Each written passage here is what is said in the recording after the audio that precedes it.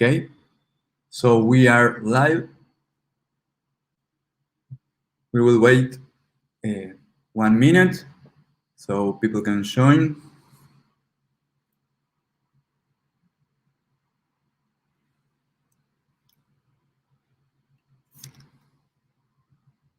Okay. So welcome everyone. My name is Julian. I'm a researcher at IOB Labs. Today is the first time we are streaming this space. This space is namely a scientific moment. The idea of this space is open to all public, and we are looking for new speakers who wants to share their knowledge. So you are welcome. If you want to talk in this space, you have just to contact us. Today is speaking Danny Fernandez. He is the CTO of Wibson. Welcome, Danny.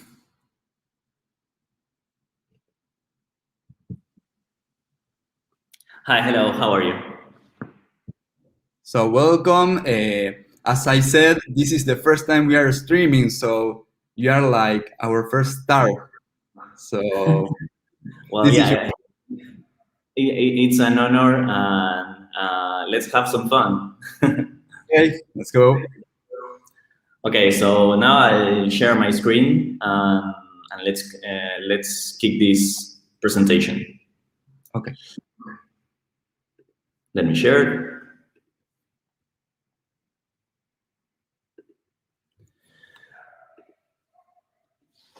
Okay, great.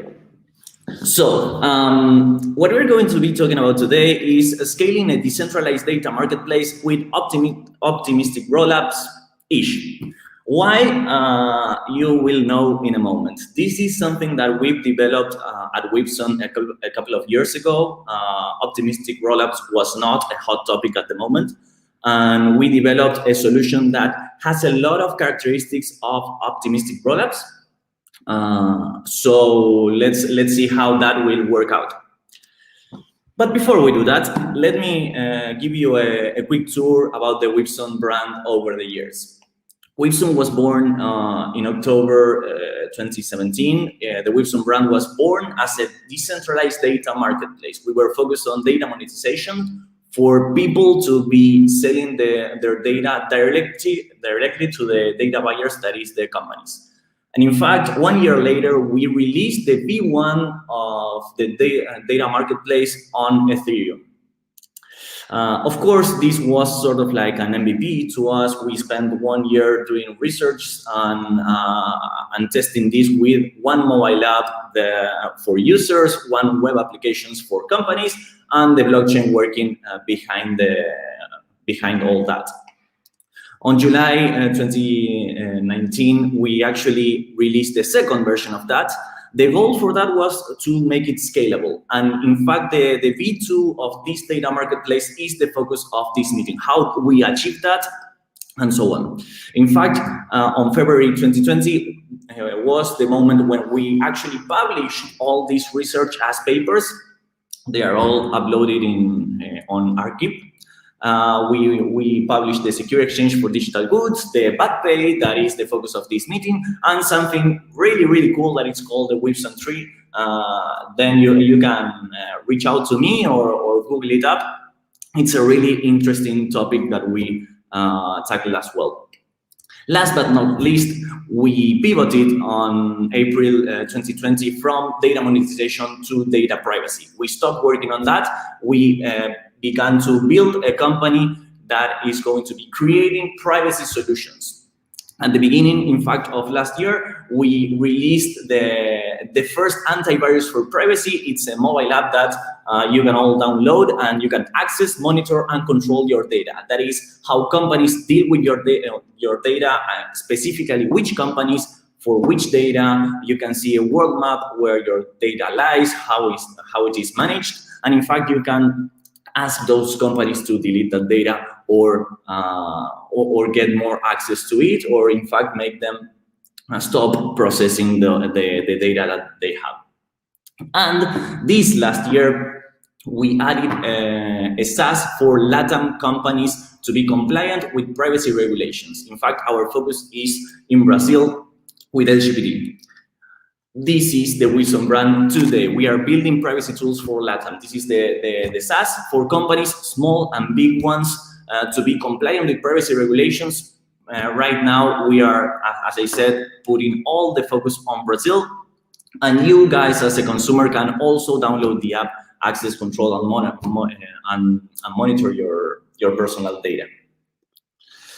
The way the SaaS works for companies is a privacy banner, the same way Google Analytics works. You copy and paste one line of code on your website, and you get this cookie banner, cookie policy, privacy policy, and a form for your customers, the consumers, to request send a request to delete their data, stop processing it, and so on. So if you are a freelancer, a small company, a big company, this is really interesting for you if you are operating mainly in Brazil today.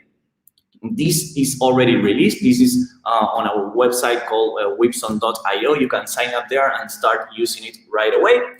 And if you are a big company, you can have all the previous solution plus something more complex for a company of that characteristics. Something like database integrations, data mapping, incident management, assessment, automations, and so on. For this, you can reach out to us, Rodrigo and me, the co-founders of Wibson. You have the emails there. It's interesting for us to be working on this because we have a huge history on data monetization, then data privacy for consumers, and we see that companies are not prepared to handle well the data of their customers. So it's critical to us to bring solutions to the table that can allow the companies to be careful with their customers' data so that we can all win in the end. Okay, so now let's go to actually creating a scalable decentralized data marketplace. That is the thing that you probably came to hear. So which are the players in a data marketplace? The one that we proposed at Wibson during 2017 is the one that you have data buyers, data sellers, and someone called a notary. These are the characteristics of the data marketplace. Data buyers are usually companies. Anyone can be a data buyer, but are usually companies. Data sellers are usually people. Notaries, on the other hand, are companies that already have access to the data seller's data for a legitimate purpose, and are companies in which data buyers trust as well to provide, let's say, this data veracity over the things that are the sellers are actually selling. For instance, you as a data buyer, you as a company would like to acquire location data from directly the people. So a telco is a good example as a notary. They already have the location data for a legitimate purpose. They have customers. Those people can sell their data, and that telco can validate that data. And a company trusts a telco for data quality. Another thing that makes this marketplace interesting is that data transactions involve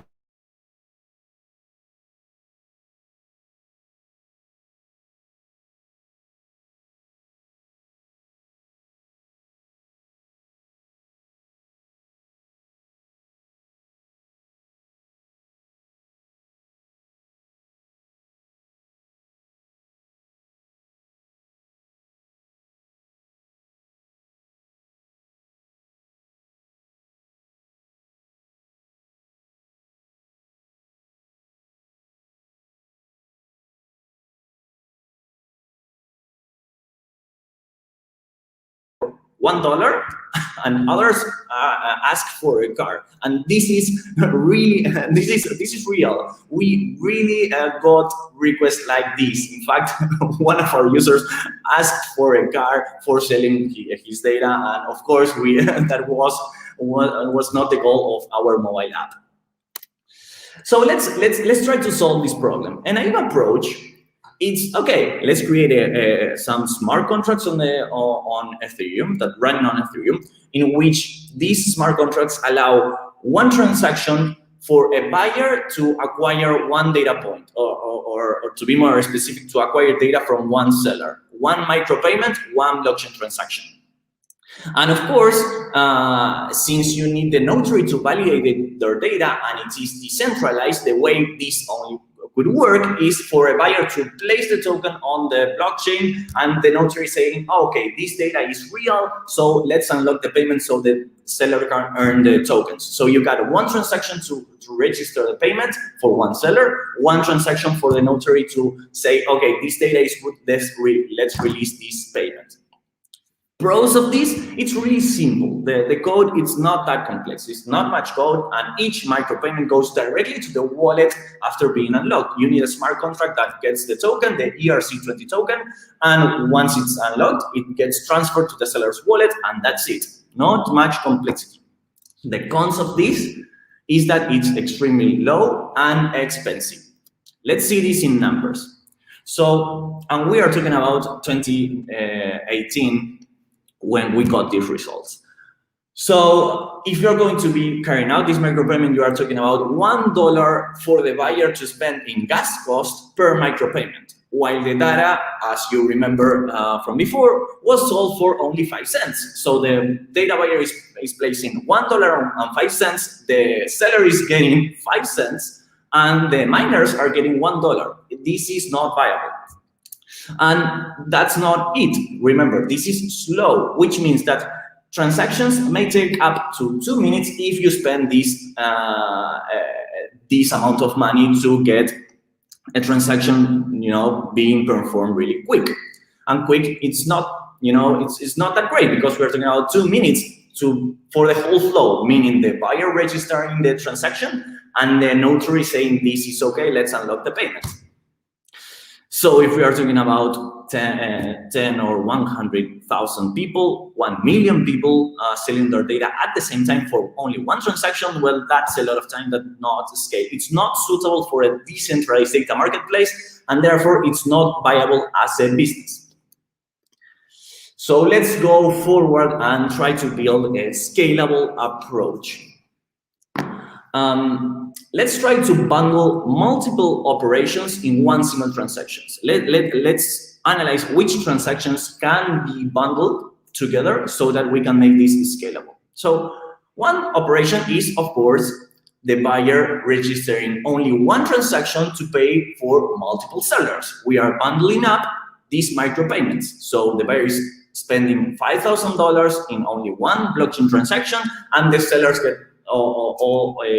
the 5 cents each in only one transaction. But the key of this is not changing the ERC20 token. We are still using an ERC20 token, so we need to come up with a solution that can allow for this. And the way that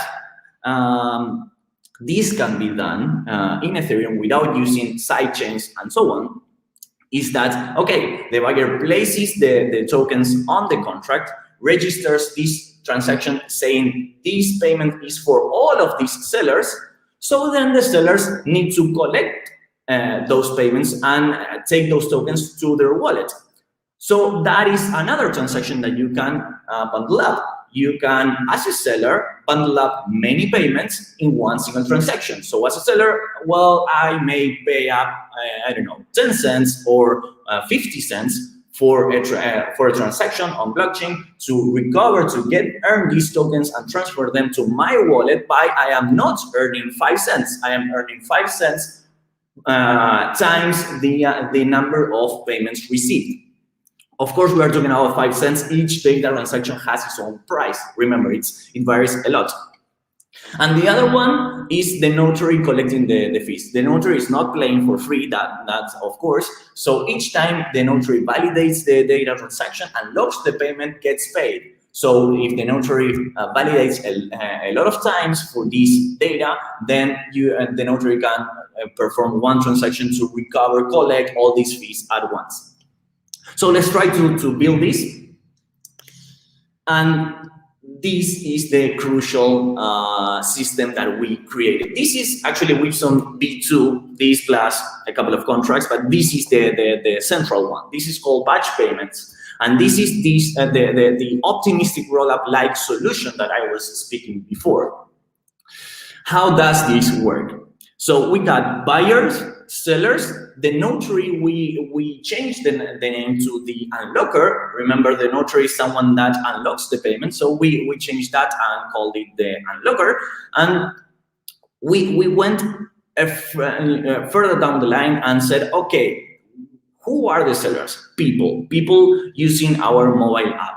So they are going to be installing our mobile app, and they are going to be connecting data sources and selling them to data buyers. It's not real for us to require the sellers, which we were aiming not only the crypto audience, but all the people that were interested in data monetization. It's not real for us to ask them to pay for the gas cost with Ether to get ERC20 tokens. So it was really complex. So we added a player that we call the delegate, broker, or something like that. In this case, delegate, that is another player in this decentralized model for that is going to be paying for the blockchain transactions, paying for the gas cost in Ether. And the delegate is going to be charging fees in the ERC20 token that the batch payments manages. So the seller might be selling their data, its data to, I don't know, 4 or 5 cents and paying 1 cent or less than 1 cent to the delegate to perform the transactions through blockchain. So that is why the seller in this case earns tokens from the blockchain, but does not submit blockchain transactions directly. The seller actually encrypts the data, sends that to the buyer, tells the delegate, okay, collect my money, perform this, perform that, and so on. The buyer is the one that can deposit tokens on the BatPay contract and then register payments for multiple sellers at the same time. And the unlocker does the same, actually. Unlocks one macro payment, let's say one whole payment for a whole batch of sellers at one time, and gets the fees for that each time they want to collect. Last but not least, and I am going to be explaining this more thoroughly, we have the monitor. Why? Because we are going to be seeing this in a moment. Optimistic rollups is, of course, optimistic. So some transactions are performed in a way that everything can be validated off-chain by all those players, but BatPay is not validating each transaction as it happens. It's being optimistic, it's trusting all the players, but every time someone misbehaves, anyone can know because anyone can see what is happening on BatPay, being validating all the transactions off-chain and challenging that player through a gaming system on BatPay. So this is these are the highlights. This is like a summary of these new players, how we changed these to the naive approach to the scalable approach. And now let's go and dive deeper in the characteristics, features, and so on of this contract. So, as I was saying before, the naive approach had this system in which the buyer placed the tokens on the contract, and once the tokens were released, they were transferred directly to the seller's wallet.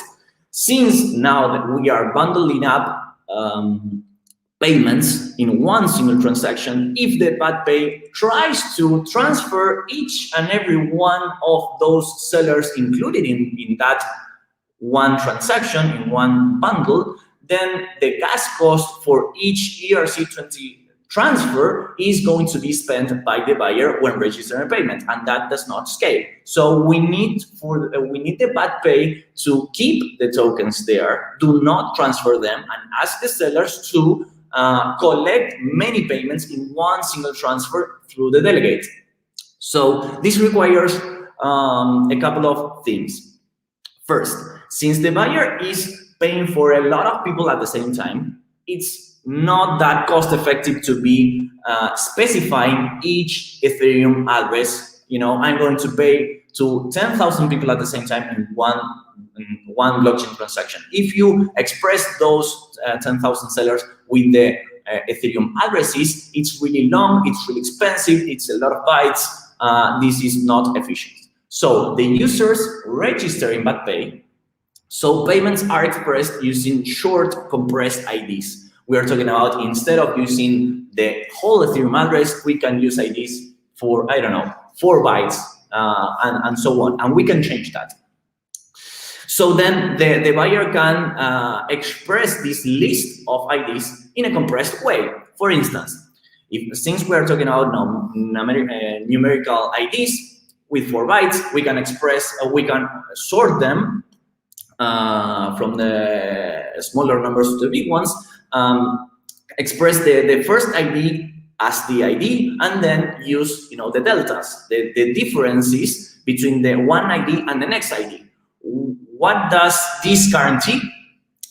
The first ID, it takes 4 bytes. The next one, it's another 4 bytes, but we know that they are going to be as short as we can, because, for instance, we are paying the sellers with IDs 1, 5, and 7. So the buyer is going to say, okay, I'm going to be paying in this list. It includes the IDs 1, then the next ID is 5. So I'm going to be writing down the difference. This is 4. And the next ID is 7. And the difference between 5 and 7 is 2. So I am going to be writing 2. So it's 1, 4, 2. Smaller numbers than 1, 5, 7. And this guarantees that these 4 bytes, although they are 4 bytes, we are increasing the number of zeros that we are writing on this list. And something that is a feature within Ethereum is that when you call a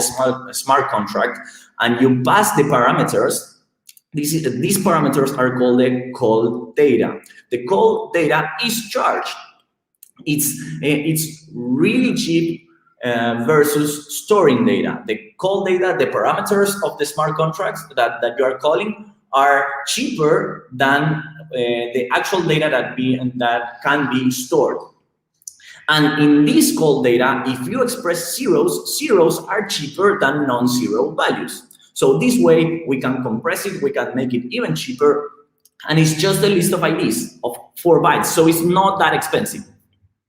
The smart contract then creates a Merkle tree using these whole lists and only stores the root of this Merkle tree. So now we are narrowing down the amount of data that we are actually storing on blockchain. But this has a downside. Since BadPay is storing only the Merkle root, in order to know which sellers are included in that Merkle tree, needs the whole list again. The smart contract, the batch payment, needs the whole list so that it can create the whole Merkle tree again, come up with the root, compare it with the root that is stored on blockchain, and say, okay, this list of IDs that are submitting me now are the ones that were submitted before. But it cannot know if it doesn't have the whole list again.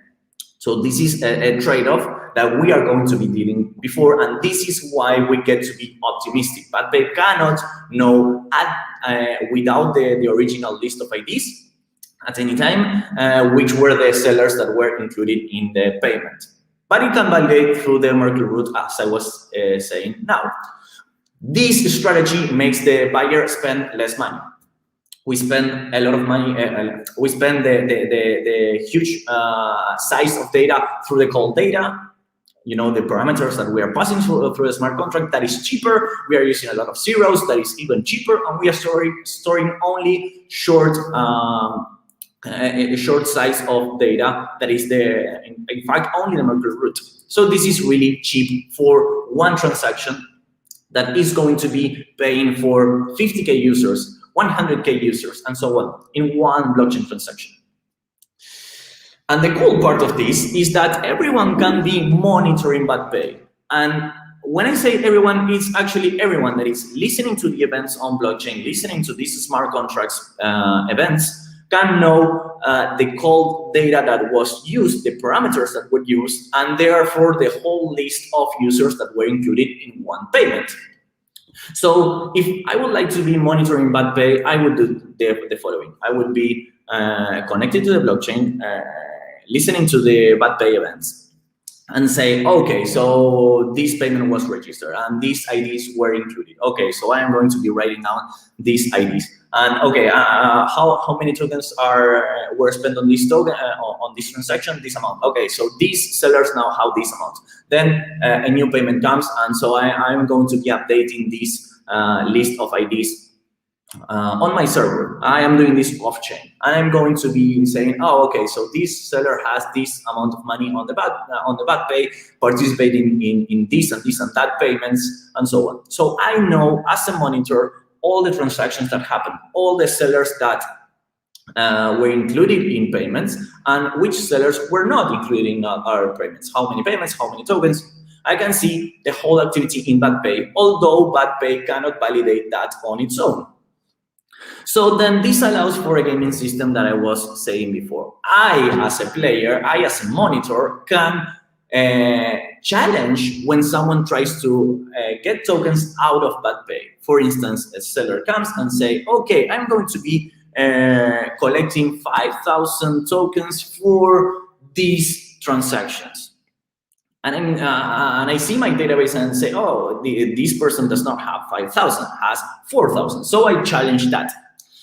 And so some steps are triggered in which both players, the seller or the delegate, in that case, if the seller is going through a delegate, and me as a monitor are required to carry out on bad pay, so that bad pay can get to a point in which this smart contract can know who has the truth.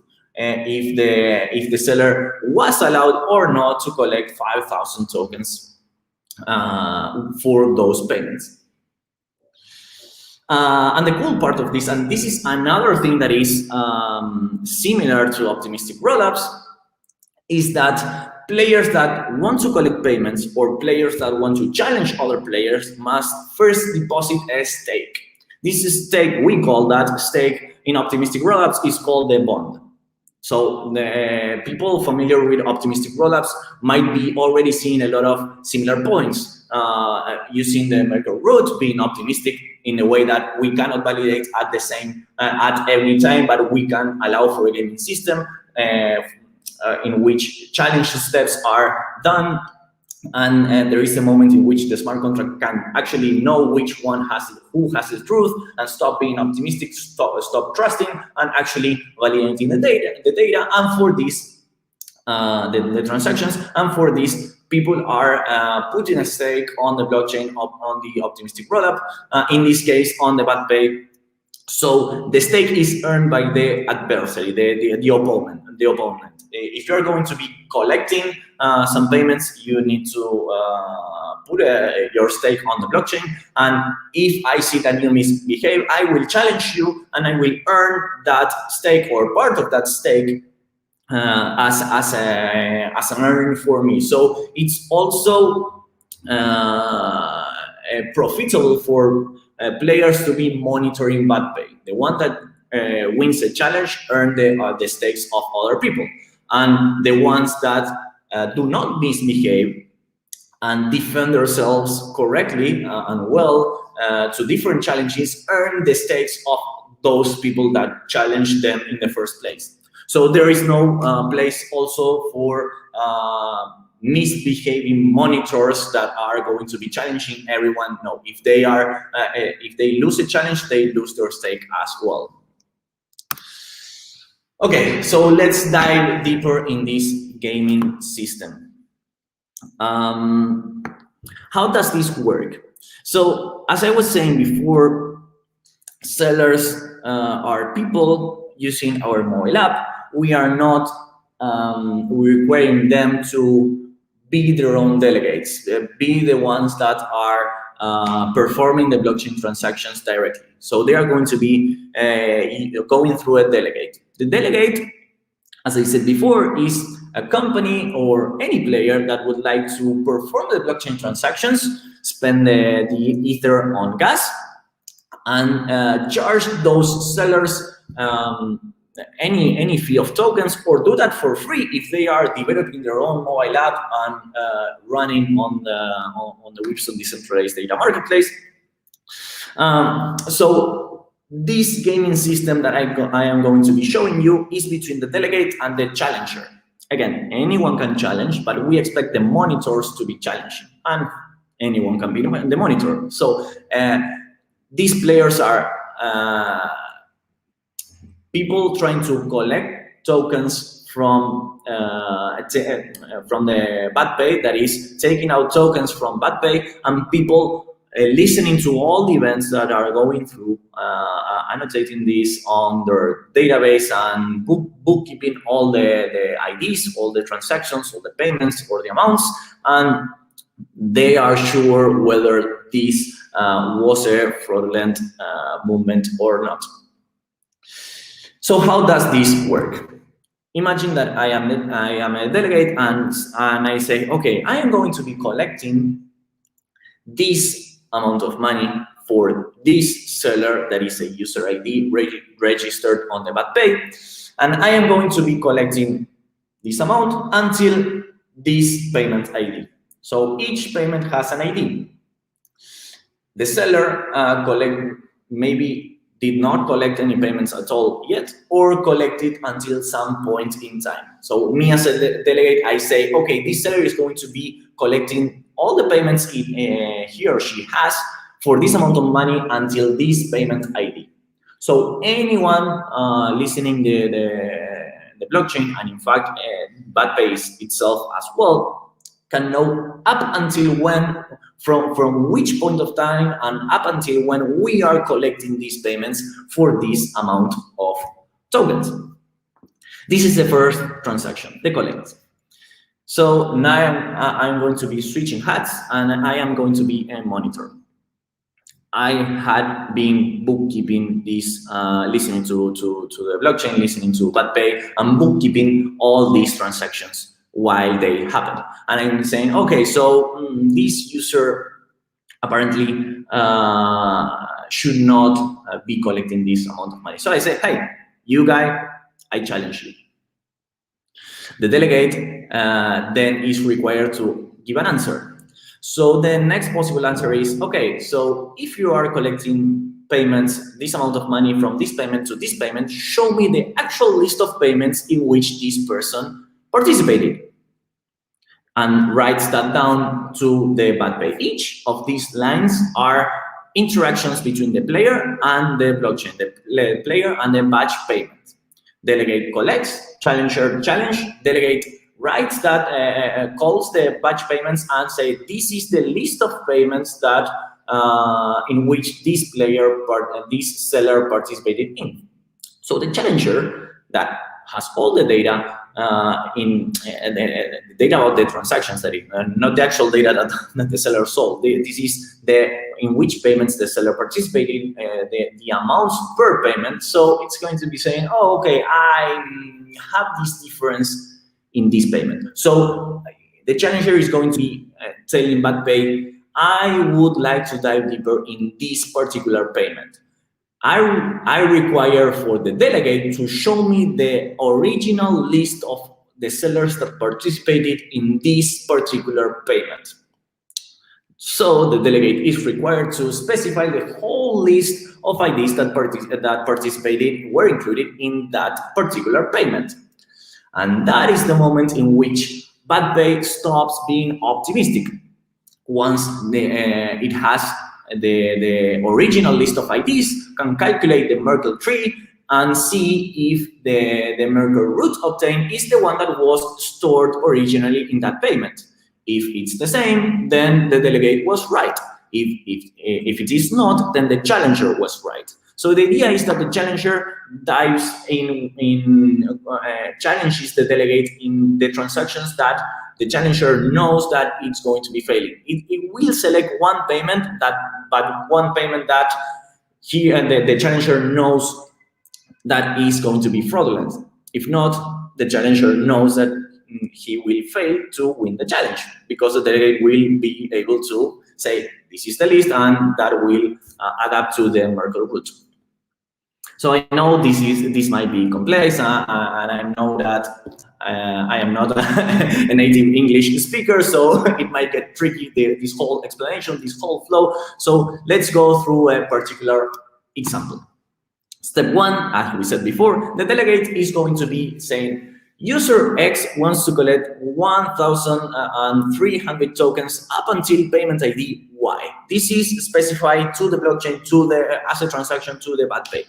Challenger says, no way, show me the list of payments that add up to that sum, the actual list of payment IDs. So imagine that the delegate says, and this is specified through IDs and amount of token per payment. So this seller, user X, participated in payment 1 and earned 100 tokens, payment 5 and earned 300 tokens, payment 14 earned 250 tokens, and payment 437 earning 650 tokens. So the challenger, again, knows, because he's been monitoring bad pay all along, which sellers are included in payment 1, payment 5, payment 14, and 437. So let's imagine that the challenger says, user X doesn't appear on payment 14. So I'm going to be requesting more details on that. So the challenger goes to bad pay and says, hey, delegate, prove me that user X earned 250 tokens in payment 14. So now the delegate has the ball on his court and says, okay, sure, yeah. So here is the cold data used for that payment. Here is the list of users' ID that participated in that payment. And again, at this moment, the bad pay is able to build the Merkle tree from that cold data, and if it matches the Merkle tree, then the delegate wins. If it doesn't match, then the challenger wins. And again, winner takes opponent's stake. That is the bond. And that is how, if a delegate misbehaves, then anyone can challenge him or him or her or this whole company, and the delegate will lose tokens, lose its stake. And the same goes for the challenger that misbehaves and starts challenging everyone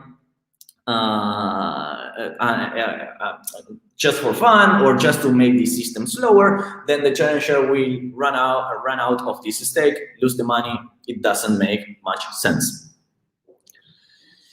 So these are the main features and results that we obtain of batch payments, aka bad pay. And let's hope that just let me take this quick detour, sorry, and the recap. When we were releasing this smart contract, we call it batch payments in a formal way, but between us we call that the bad pay. And there was this marketing guy that really seriously asked us to change bad pay, do not use bad pay in fear of being sued by DC Comics. So yeah, we ended up using it anyway. We said, well, if DC Comics is suing us for using bad pay, well, then that means that batch payment was a successful smart contract in the end. So anyway, going back, I'm getting serious again. We managed to, with this solution, to reduce the gas cost by 3 orders of magnitude. Remember that a buyer needed to spend $1 per data transaction. That is $1 to acquire data from one guy. Well, now it is less than 1 cent. And to make that even more specific, we're talking about 300 to 1,000 gas units per payment. So per person, that is. So in fact, this number, less than 1 cent, is the result that we acquired in 2019, and I revalidated this last night. Last night, the gas price was at 22, so this still is valid. And the cool thing of this is that it's not only way cheaper, but also it's way faster. Now we don't have to spend 2 minutes for one payment to be carried out. Bundles achieve around 1,700 operations per second on the Ethereum blockchain. There are no bottlenecks for no normal operations or challenge games. So this is really, really cool. We are not using any side chain. We are not using anything weird. We are not building a whole new technology around this. No, we are actually using the Ethereum blockchain. We are actually talking about one smart contract, the batch payments. And the batch payment, since is transparent about all the transactions, there are no data availability issues. All the information needed by the players participating in the platform is published on-chain. It might not be stored, but is published. Remember that I said that the list of IDs were not stored, only the Merkle root? The list of ID is still public on the blockchain. Why? Because it's within the cold data that was included in the original transaction. So anyone listening to the blockchain can know all the transactions that happen on blockchain. There are no data availability issues. There are no points, moments in which a request to an API is required. You can send the transactions or be listening only to the batch payments, and all the payments can be carried out. And the cool part of this is that for our use case, we needed an atomic exchange of digital goods. That is, to make it simple, there is one player paying someone else in ERC20 tokens, but the other player is selling a digital asset, a digital good that cannot be expressed through this smart contract. So in this case, we are talking about one company paying tokens for a group of people, and those people are actually sending data, but they are not sending that data on-chain. They are sending that data off-chain, encrypted, using some keys and so on, so that the data cannot be accessed up until the payment is unlocked. And this is something that we are not covering on this lecture, on this presentation, but you can read the papers and see how that part of the transaction is done. So this is great. Batch payment allows for key log payments for supporting atomic exchange of digital goods. That is, expressing a payment and receiving in return something different that is not expressed on batch payment, and it's secure. You don't need to trust the other player. If the other player misbehaves and do not send that data packages, then the payment is not unlocked. So you don't lose your money, you recover it. And if you actually got the data package, the NFTs or whatever, in this case, the data package that we used on the Wibson protocol, you cannot actually access the actual data until the payment is unlocked with a specific key. Spoiler alert, the data is encrypted, and the way to decrypted it, is using the key that was used to unlock the payment. Since the buyer is the only one that got all the data packages encrypted, it's the only one that can use this key to get the data. So in that way, we make this atomic swap happen in one blockchain transaction, and the buyer gets the data, the people get the money, and there are no bottlenecks there as well. And another point of this, and this is something that I really love at the moment, is it's the concept of meta transactions for etherless operations of end users. I am, of course, I am a nerd, and I love these technical aspects. But my mind, my focus is always, all the time, making sure that we are delivering value to our customers. If not, it's amazing, but it's not a business. In this case, our main customers were companies on one side and end users on the other side. So it was critical for us to be opening this decentralized protocol to all the people, not only people familiar with blockchain. So we really needed etherless operation. And batch payments, one of its features is allowing these kind of operations without changing the ERC20 token. Remember, we released this in 2018. So the token was already there, was already being sold on different exchanges. We were creating a scalable decentralized data marketplace, but we were not changing the token. So we could not modify the code of the token. And these meta transactions are great. Delegates can charge fees or not using this token. And so the delegates are spending on Ether, charging on the token. The user is selling data for tokens. They are just giving a small fee to the delegate, and everyone is happy. And mobile users do not need to know a lot about blockchain.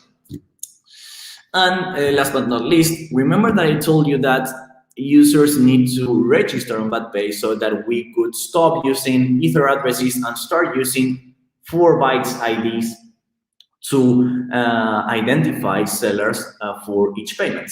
This registration operation is also bundled in batch payments. So in one single transaction, a delegate or any other player can register 50K, 100K users in one single transaction. So the way we manage this, we got our users that were downloading and installing the mobile application, and we were performing batch shops to continuously being registering people to the batch payment so that they could start selling data and earn tokens there. This is amazing. This was a huge job for us. It was really, really hard, but the results that we obtained were really gratifying. So this is the moment that it's as important as all the things that I was saying before. Credit where credit is due. This is all the people. In fact, this is these people are the ones that are co-authors of the research paper that we published. But of course, there are a lot of people supporting this research around that. So huge thanks to all these people: Hardwick, Ismael, well, myself, Gustavo Eisenman. He's my mentor. He's one of the greatest man that I know. So congratulations for him as well. And Nico Ayala. Now they are really professional people. It's amazing working with them. Charles is now a senior data science manager at Wildlife Studio. He's great, so I really recommend looking him up on the social networks. He's really active. He's posting interesting topics all the time, so go and look him up. And last but not least, Ariel Futoransky. Futo, he is one of the most intelligent professional person that I ever met in this industry. Also, special acknowledgements to Ariel Weisbein-Wata. He is the co-author of the Secure Exchange of Digital Goods and Wibson 3, the other 2 big research that we need. And of course, without him, this wouldn't have been possible. The batch payments is a solution that is generic in the way that we came up with this solution for the B2 of the Decentralized Data Marketplace, but it can be used for any other thing that does not involve data. And I was mentioning before NFTs. This is a solution that can perform micropayments bundled up so that they can scale using the Ethereum blockchain, and that's it. So we needed some other research to solve other parts of the problem. Well, Wata was really helpful there. He was one of the co-authors there. And of course, Pablo Robinson, Juan Carrillo, Martin Manelli, Agustin Modonio, they were part of the team, although they were not actively focused on batch payments, but on all other parts of the Wibson protocol. So thanks to all this team. It's really professional, and please look them all up. They are all worth seeing. And if you're looking for hiring people, well, you can send them offers. Well, again, thank you for giving me this space. It's been really fun. I know that I have been going fast. I know that it's a lot of information. Hopefully, most of it got through. If not, hit me up. We can talk as much as you would like. You can look for the BadPay research paper. It's uploaded on Archive. In fact, the Secure Exchange, Wibson 3, and some others are also published there. And this source code is open source. All the code that we developed for blockchain on Wibson since the beginning is open source. The V1 of the Decentralized Data Marketplace, the V2 of the Decentralized Data Marketplace. That is the batch payments, the Secure Exchange, and in fact, we were also working on some code of the Wibson 3. So if you are interested in that, please let me know. Okay, so this has been all that I prepared for you guys today. I am open to for questions and so on. Okay, Danny, before the question, thank you very much. It was really interesting, a lot of information, and we really appreciate your presence here. It was a really, really interesting talk. So now, questions. We can read it on a second. I'm going to stop sharing the screen so that I can also read the questions. Okay. Okay. Thank you.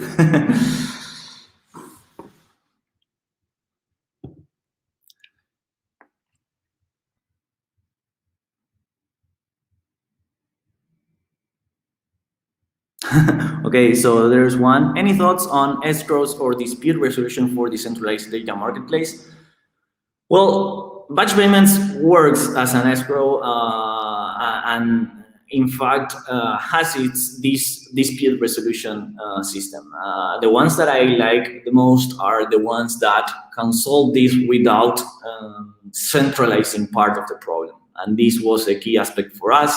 And this is why we tackle this in batch payments. So any solution, any other solution that it's able to solve this only using blockchain without data availability issues, then I think they are great solutions to be solving disputes.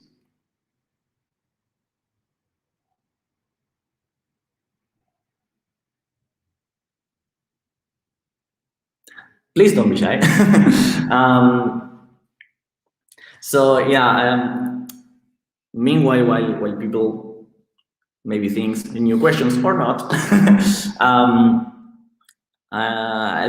it has been really, really fun for me to be revisiting this topic with this optimistic rollups angle. At that time, no one was speaking about optimistic rollups, and we were not aiming for anything like that. But it's really heartwarming for us to know that we came up with a solution that now is a hot topic, and a lot of its features are being used.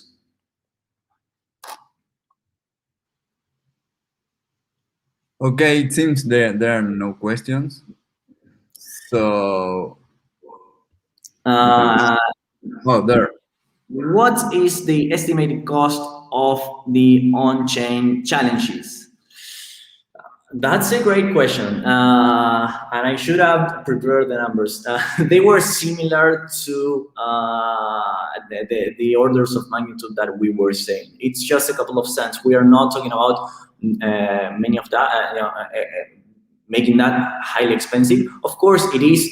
The whole gaming system is a bit more expensive of just registering one payment, because it should not be the common flow, but it's not that expensive. And in fact, I did not mention this, but the stakes that are defined are parameters of the BadPay, and it's really important for the ones deploying this contract to calculate a good stake to be placed on the blockchain, because if Ether transactions are being paid with Ether, and the payments collected are being collected, using the token, and the stakes are being used with the tokens, are expressed in the tokens. If any of these values gets weird, it might not be profitable to be monitoring and challenging other players, because I don't know, maybe the price of the token dropped and it's worth nothing, or maybe it was really high, so a DOS attack, it's now profitable. So those aspects are a bit more technical. Please go and see the paper in which we tackle these attack vectors.